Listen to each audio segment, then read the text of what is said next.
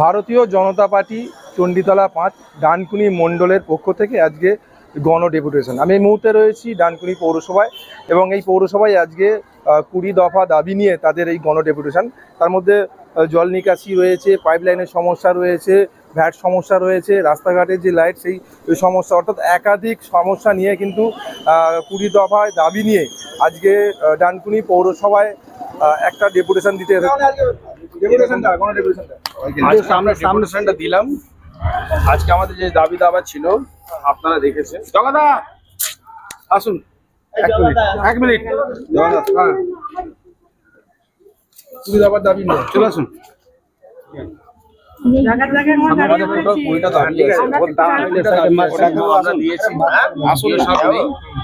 কোনো কাউন্সিলর নেই,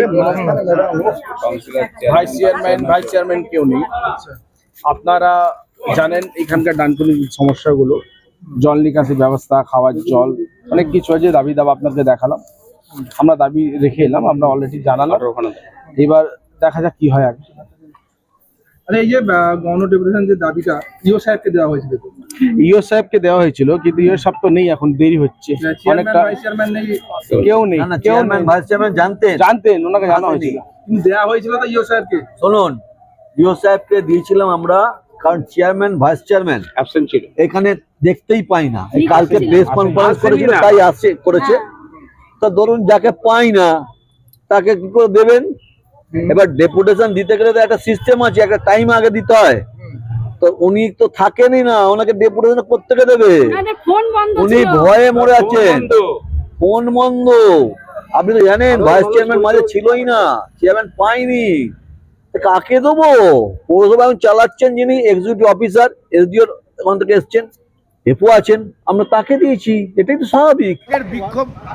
আজকের বিক্ষোভ মঞ্চ থেকে কি হুঁশিয়ারি দিলেন? একটাই হুঁশিয়ারি, মানুষের পাশে থেকে মানুষের কাজ করুন, নাহলে পথ ছাড়ুন, নাহলে ডানকুনির মানুষ ক্ষমা করবে না। আমরা ডানকুনির মানুষেরকে সাথে নিয়ে আজকে আপনাকে এখানে ঘেরাও করে রেখে দেবো যতক্ষণ না সমস্যা মুক্ত হচ্ছে না। ওয়াটার প্লান্ট নিয়ে বারবার সব বিভিন্ন জায়গায় জল সাপ্লাই হচ্ছে, কিন্তু আমাদের এখানে হচ্ছে না। সেটা ডানকুনি পুরসভার অযোগ্যতা, অক্ষমতা, তারা এখনো করে উঠতে পারেননি। কেন? তারও কৈফিয়ত দিতে হবে। ভ্যাট নিয়ে বলছেন ওইখানে লক্স কাজে একটা জায়গা, 15 বছর তারা ঘুমোচ্ছিলেন, এখন বলছেন ভ্যাট তৈরি হচ্ছে না। এতদিন কেন করেননি? এখন আমাদের চাপে তিনি বলতে বাধ্য হচ্ছেন, কিন্তু এখনও কোনো সমস্যার সমাধান করেনি। এখনও ডানকুনির আবর্জনা ডানকুনিতেই পড়ছে, দুর্গন্ধ, জনবহুল এলাকায় আবর্জনা ফেলছে, মানুষ অতিষ্ঠ হয়ে যাচ্ছে তার পলিউশনে, তার দুর্গন্ধে। তাই ডানকুনিতে ময়লার যে যন্ত্রণা, তা থেকে মুক্তি দিতে হবে, জল যন্ত্রণা থেকে মুক্তি দিতে হবে, পানীয় জলের সমস্যা থেকে মুক্তি দিতে হবে। এটাই আমাদের মূলত দাবি। তা না দিতে পারলে আগামী দিনে ঘেরাও আন্দোলন হবে, মানুষকে হাতে নিয়ে আমরা এর প্রতিবাদ করব। দাদা, পাশাপাশি বলি যে আবাস যোজনা নিয়ে তিনি সাফাই দিয়েছেন যে পৌরসভার ফান্ডে 3,26,00,000 কোটি নেই। চেয়ারম্যান, ভাইস চেয়ারম্যান, কাউন্সিলররা এক একটা বড় চোর ডাকাত, মানুষের টাকা আত্মসাৎ করছে। আইনের মাধ্যমে বিচার হবে, কেউ রেহাই পাবে না। সময় লাগবে, কিন্তু কেউ রেহাই পাবে না। 3,26,00,000 টাকা নেই বলে দিতে কেউ রেহাই পাবে না। এরা সব চোর, এক একটা বড় চোর।